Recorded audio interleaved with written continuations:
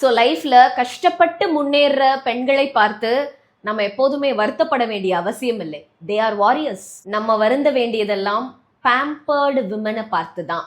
எல்லாம் எங்க அப்பா பார்த்துக்குவாரு, எல்லாம் என் கணவர் பார்த்துக்குவாரு, எல்லாம் என் பிள்ளைகள் பார்த்து கொள்வார்கள் என்று அடுத்தவர்களை டிபெண்ட் பண்ணியே இருக்கிறது தான் வருத்தப்பட வேண்டிய விஷயம். இது யங் லேடிஸ்க்கு மட்டும் கிடையாது, மிடில் ஏஜ் விமென்க்கும் சேர்த்து தான் சொல்றேன். 50 வயது ஆகிட்டாலே பிள்ளைகள் வீட்டோட போய் செட்டில் ஆகிடணும், ஆர் வேலையே செய்யாம மொத்தமா பிள்ளைகளே டிபெண்ட் பண்ணி இருக்கிறது தவறு. நம்ம கை கால் நல்லா இருக்கிற வரைக்கும் ஏதோ ஒரு வேலை செய்து கொண்டிருப்பதுதான் நம் உடலுக்கும் மனதுக்கும் நல்லது. இது ஆண் பெண் 2 பேருக்கும் சேர்த்து தான் சொல்றேன். ரொம்ப வயசானவங்க, ஒரு 70-80 வயதை கடந்தவர்களை நம்ம பொக்கிஷமா தான் பாத்துக்கணும், அதை தவறு சொல்லல. பட் சும்மா மட்டும் இருக்காதீங்க. Do some meaningful activity. This is for both men and women. Because an idle mind is a devil's home. நீங்க நினைச்சுக்கலாம் நான் யாருக்கும் எந்த தொந்தரவும் கொடுக்கல, நான் பாட்டுக்கு சும்மா இருக்கேன்னு.